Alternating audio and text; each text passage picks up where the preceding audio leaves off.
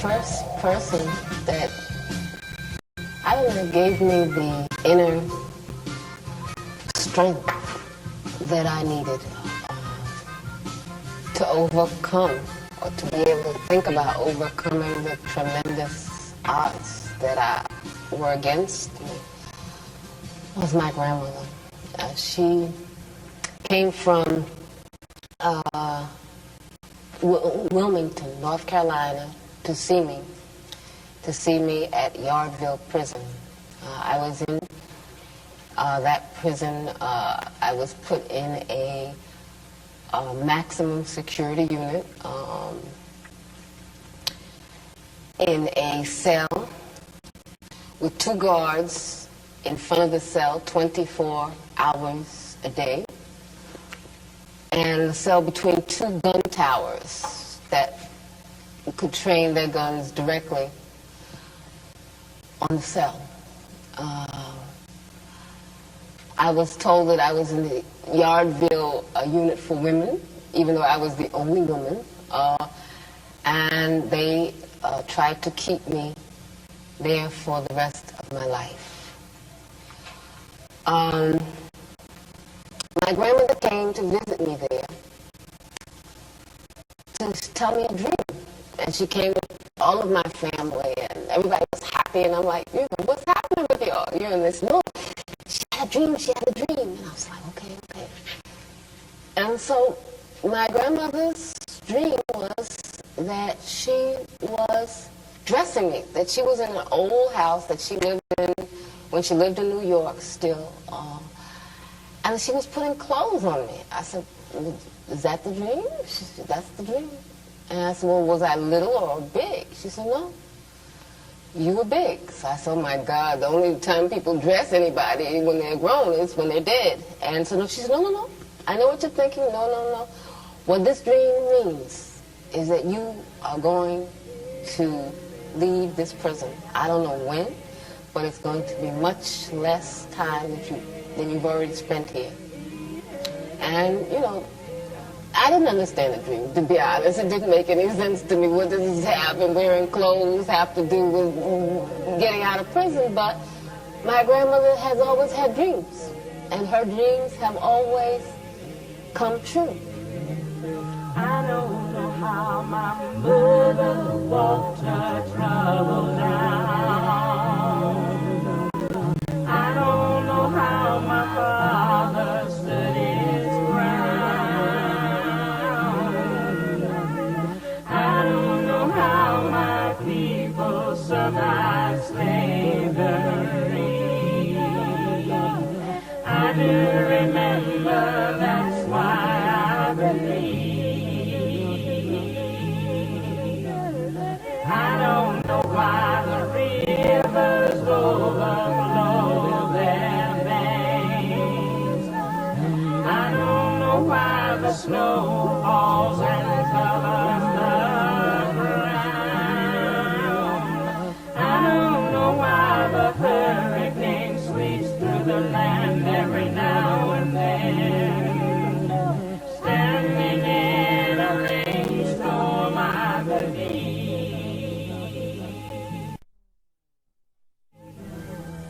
Many people say that injustice and hunger are walking freely all over the universe, and that nature is seeking a response.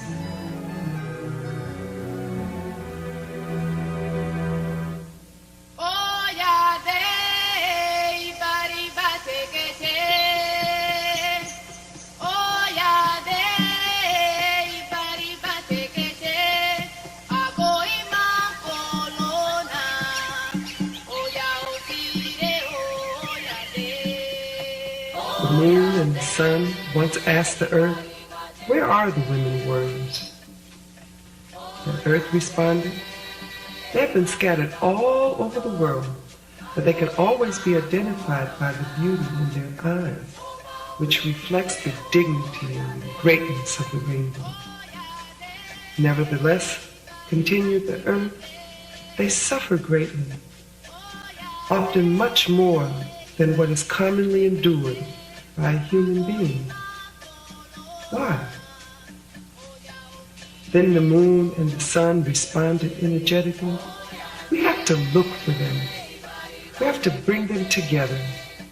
Because it is only women warriors who know how to survive in the midst of so much suffering, struggling, struggling, struggling.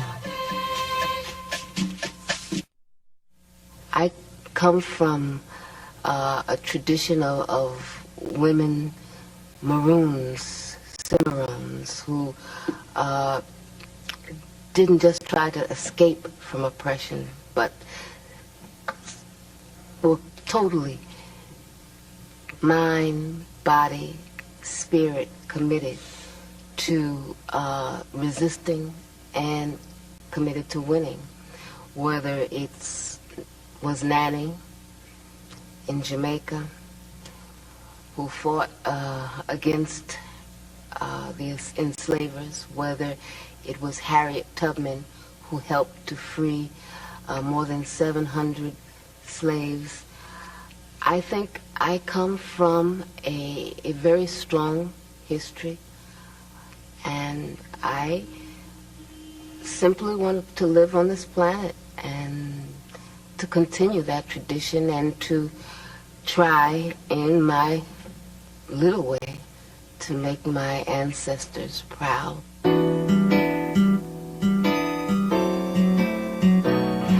I want to live in a country where freedom means something.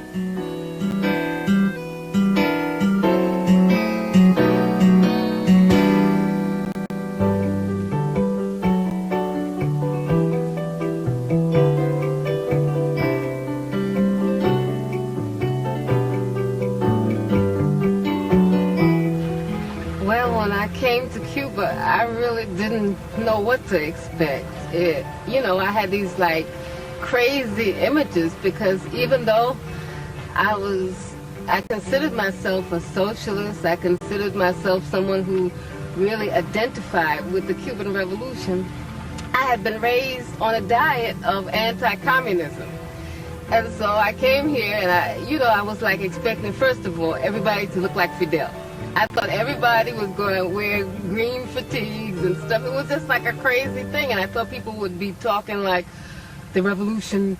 You know what I mean? I just had these crazy stereotypes, and then when I came, it was like, wow, a whole new world. The first thing that hit me was, just how beautiful the nature is here. Whether it's the sea, whether it's the plants. This is one of the most beautiful places I've ever seen in my life. Everything is so lush, so green, so ripe. And, just the climate made me immediately feel at home. I was very much impressed by the healthcare system, by the education system, by the sports teams, by all of the many things that the revolution has been able to accomplish. What has impressed me most has been how people live, just how people relate to each other. I mean, I come from a society that is literally at war with itself. I didn't even know how to react to people when I came here. People would just come off the street and start talking to me, and I would immediately get paranoid. What do they want? It was very difficult for me to realize, somebody would say, what time is it? Or where did you buy that? Because Cubans will come up to you and just talk to you, whether you were in a store or on a line, and that was something very different, that human contact.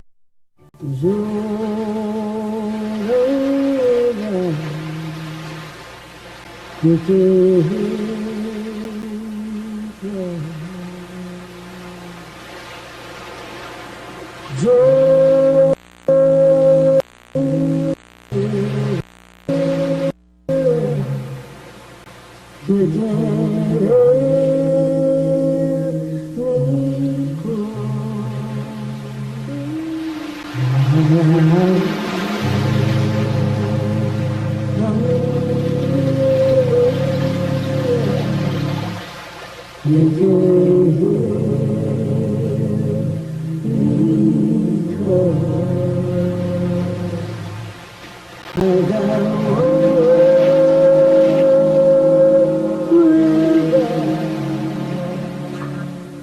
I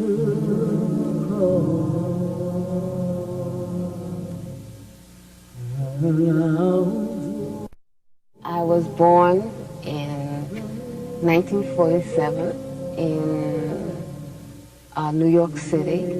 I lived with my mother and my aunt and my grandparents in a house in Queens, New York, in Jamaica, Queens. And I stayed there until I was about 3 or something. And I went with my grandparents to live in Wilmington, North Carolina.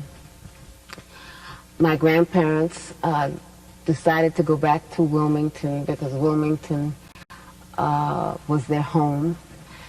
And because also they wanted to open up a small business. They had saved all their money hoping to go back to Wilmington, and they did go back, and they opened up a small business on the beach by the sea. They opened the business because at that time Wilmington was completely segregated. Well, the South was just totally segregated. It was apartheid. What that meant was that there were black schools. For example, I went to a all-black school, the Gregory School. There were the black library. You know, we grew up with that kind of reality of not voluntarily living like that, not voluntarily accepting apartheid, but understanding that the price of stepping out or standing up alone could possibly be death. From slavery, the idea of political prisoners started. We were political prisoners brought here from Africa. We were political prisoners in the in order to keep colonialism fat, in order to keep the plantation owners that profited from our sweat and labors, we were kidnapped and brought here as prisoners, and our status hasn't changed, whether it's on the streets. We're prisoners of the ghettos, in Harlem. We're prisoners in small tenements. We're prisoners of urine-smelling hallways. And I mean, I've always been a prisoner. I've never been free in my life. I don't know what freedom means. Sitting in this place on this plantation, you know, you think back to what those slaves had to deal with, and that probably the only beauty that they saw was the human beauty between them and the beauty of the sky and of the trees and of the grass. And I think that probably helped them to survive, to stay alive internally, spiritually. Growing up, you know, by the sea and seeing the beauty of this planet, it was hard not to really have a profound respect for this planet, for nature. My grandmother, she could not stand people throwing paper on the floor. I mean, she could not take that. That was a crime for her, because what it meant, you know, she would say, look at these grown people, you know, what's wrong with their hands? They can't hold the paper until they find a trash can, you know. I think that how we live in this earth is very much tied to how we think about nature. And so I think that it's important for African people and all people who appreciate living to make sure that our children and our grandchildren have a planet that is livable. And that means to make very serious changes in the order of the priorities and the politics that exist today.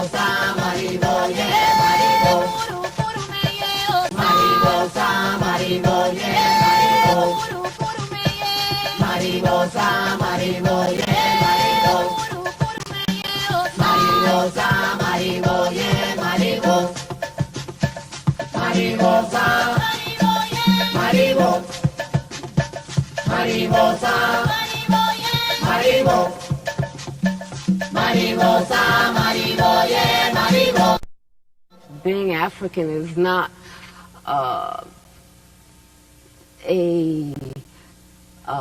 matter of race. It's a matter of a history, of a culture, of a struggle of a people. And the important thing is to be able to remember that, not to be disassociated from that, not to be torn from that, to carry that on into the future and to carry that on in changing the future.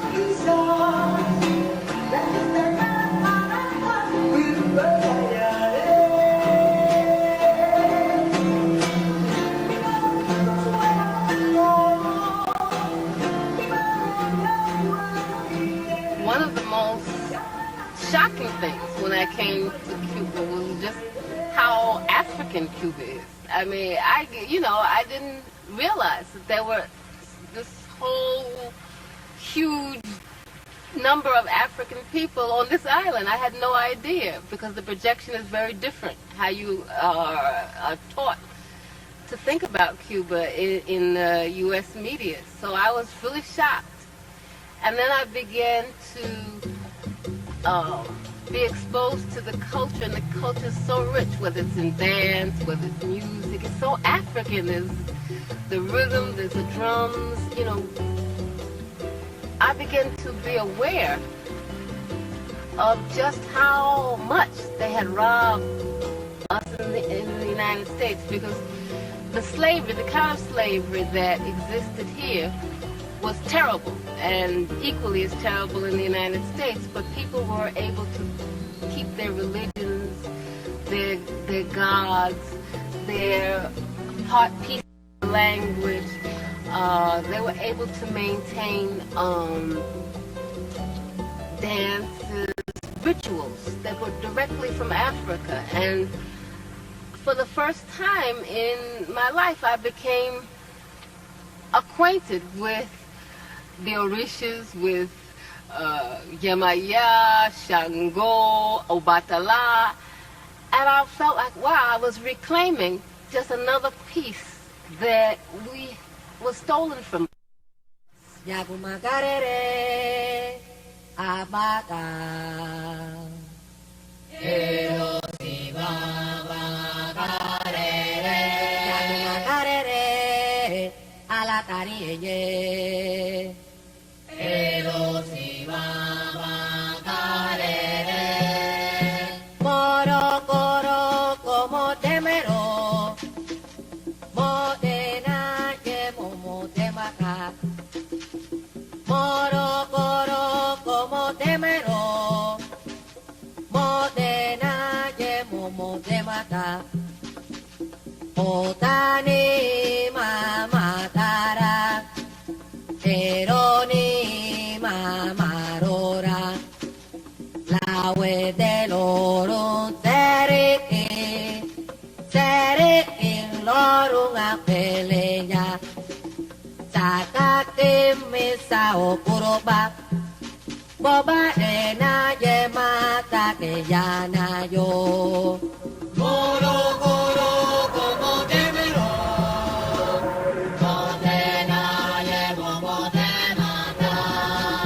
Goro goro como temero. Modena ye modena. Modani mama tara.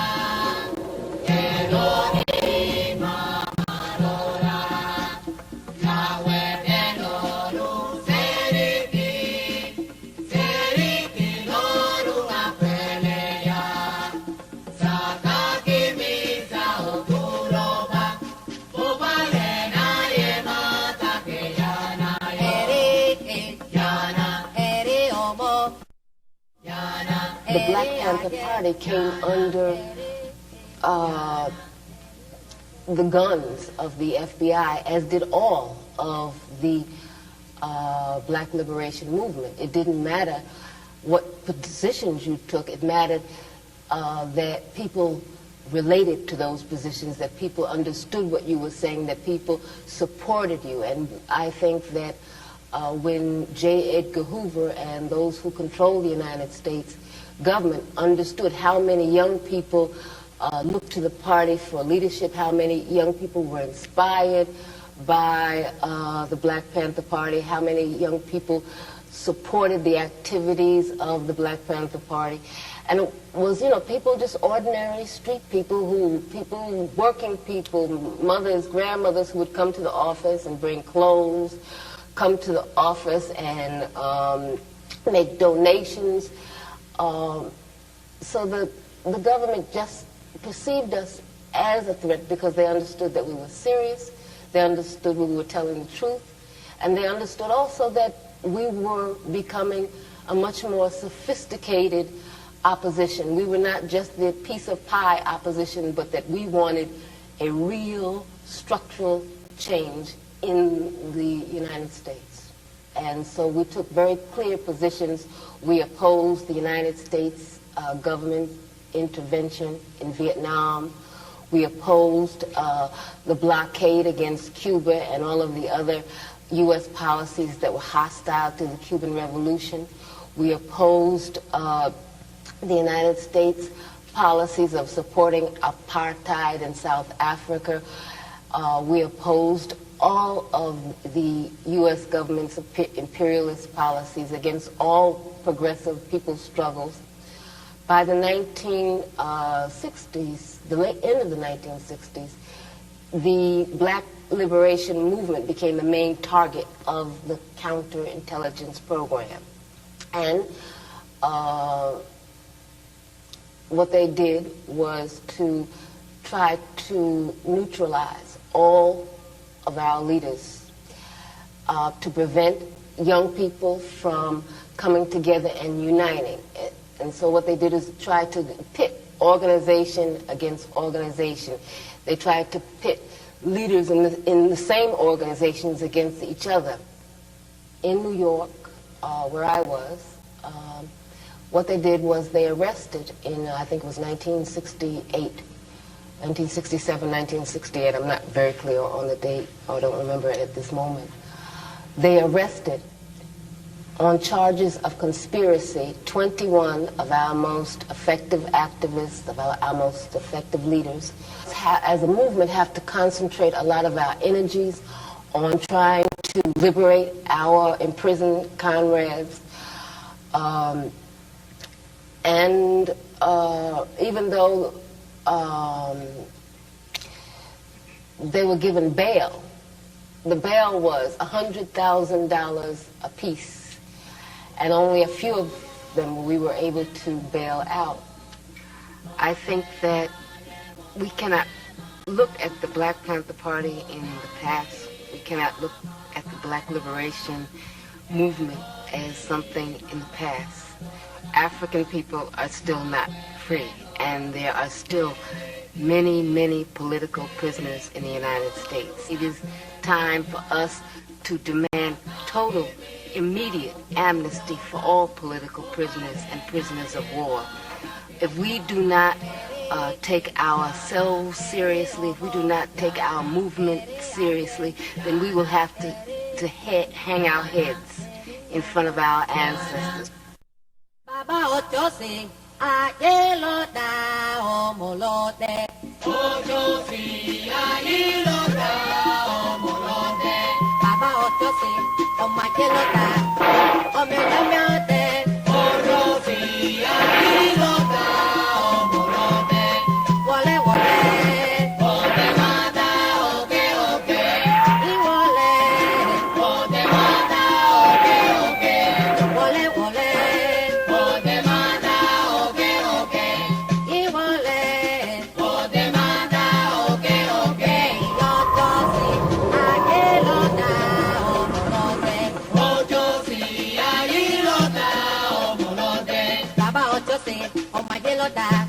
Omelote, Ochosi, Ayilota, Omolote.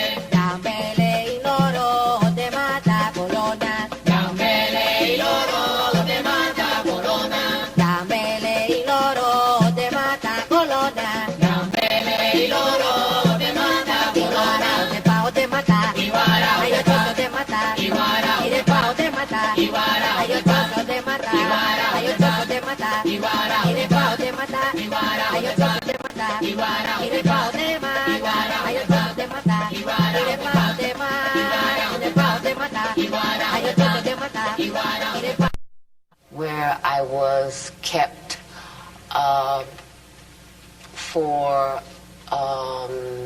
in a room, isolated for something like 4 or 5 days. I was beaten, tortured. It was a hellish experience. No one was permitted to see me. My aunt, who is also my lawyer, Evelyn Williams, had to get a court order for her and my mother and my sister to come and see me. I was in prison altogether 6.5 years. I spent more than 2.5 years in solitary confinement. Much of that was in men's prisons. In other words, I was the only woman. Even though they say that there are no political prisoners in the United States, I was kept in solitary confinement, kept in men's prisons because of my political beliefs. So you figure that one out. What it was prison. Prison was hell. It was a new kind of plantation. I feel like a maroon woman. I feel like an escaped slave, because what I saw in the United States in those prisons was slavery. It was black people with chains in cells. It was just poor people, just stepped on and smashed. I'll never forget what I saw. I'll never forget what I've lived through. I'll never forget what my people have lived through.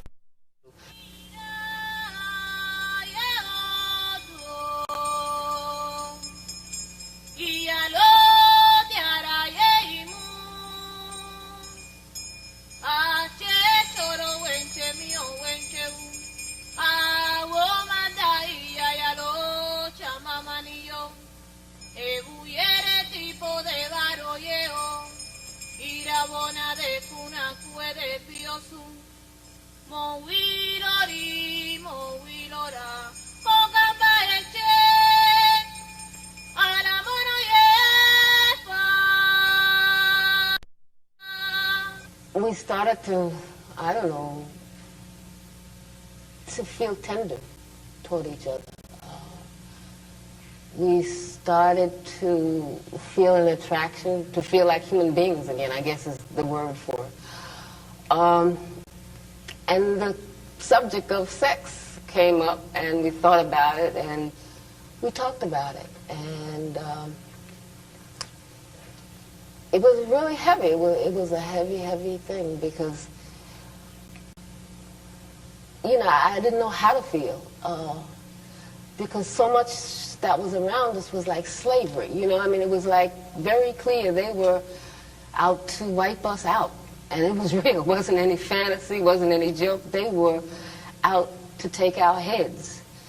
And, you know, I felt like a slave. I'm sure he must have felt just like a slave. And we said, well, how could we even think about bringing a child into this world? But then what other world is there to bring a child in? I mean, the world is a terrible place. And, you know, I thought about my mother, my grandmother, my great-great-great-grandmothers, and what they must have thought about as slaves, bringing life into this world. And, you know, we just decided that we were going to live. You know, we were going to live, we're going to struggle, and we're not going to kill our own hopes. We're not going to kill our own life. We're not going to kill our right to live. And so we just decided to be human beings, to be people. In spite of all the people that were trying to squash us down and all the forces that were trying to dehumanize us, we decided to be human.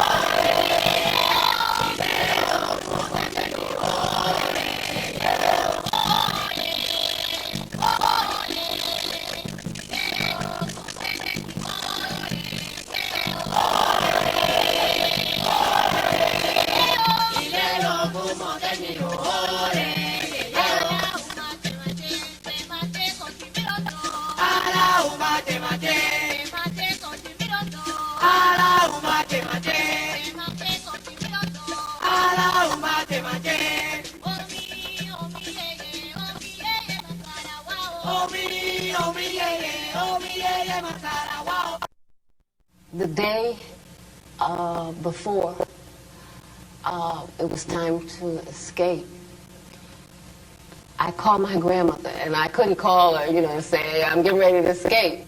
And so she said, I want to tell you something. Are you listening to me?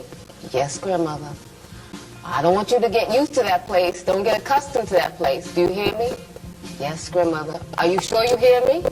Yes, grandmother. I do not want you getting used to that place. Do you hear me?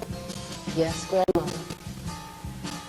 And so when I hung up the phone, it was like a sign. It was like, you know, my grandmother knew. It was like everything was ready to go, and everything went fine.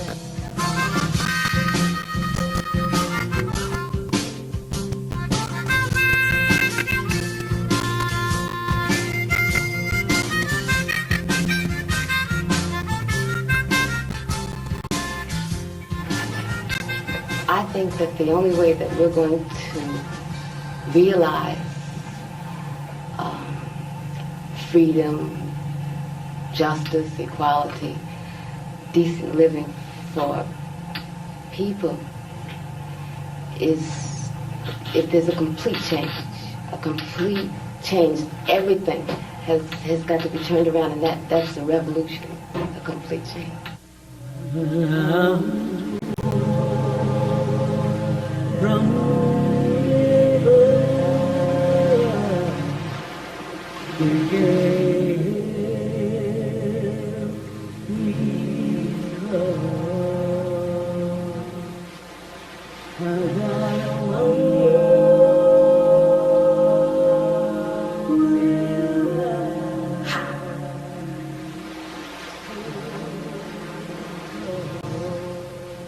Separation has been very hard on my family. I'm sure in other eras, I don't know, after slavery, people went around looking for their family, looking for the marks that they put on their children. So I'm sure there's a lot about my family's separation and the pain that I don't know, whether it's in the coast of Africa or the coast of some island in the Caribbean or in the United States. Separation is a real part of being African in the Americas, being slaves or ex-slaves. In my own case, prison has meant separation, exile has meant separation, and well, I'm going to be real right now because I can't be any other way. Today, my mother died.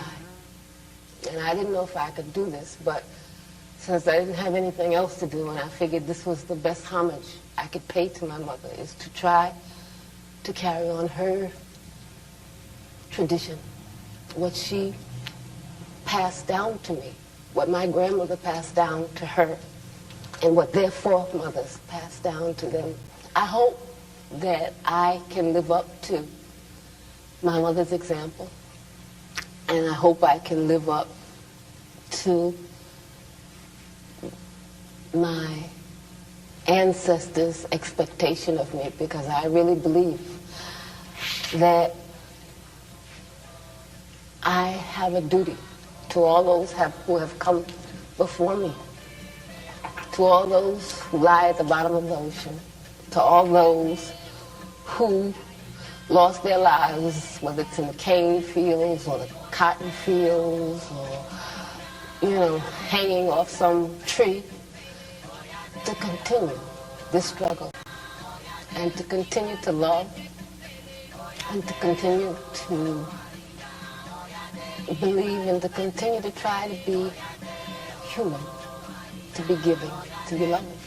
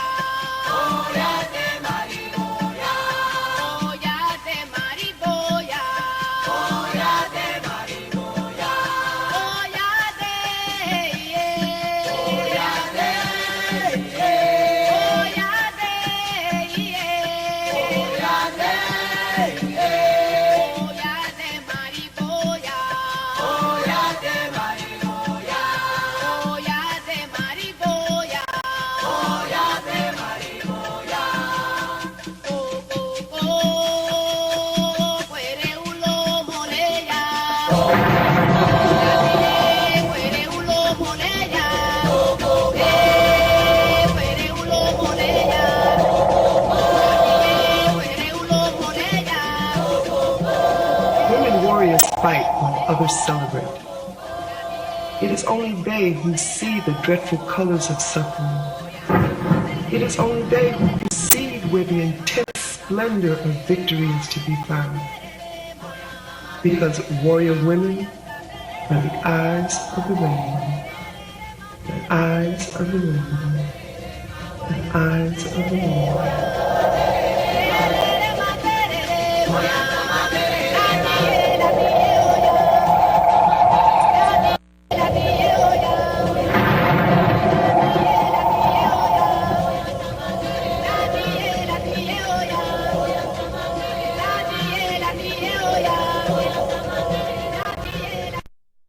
My name is Assata Olugbala Shakur.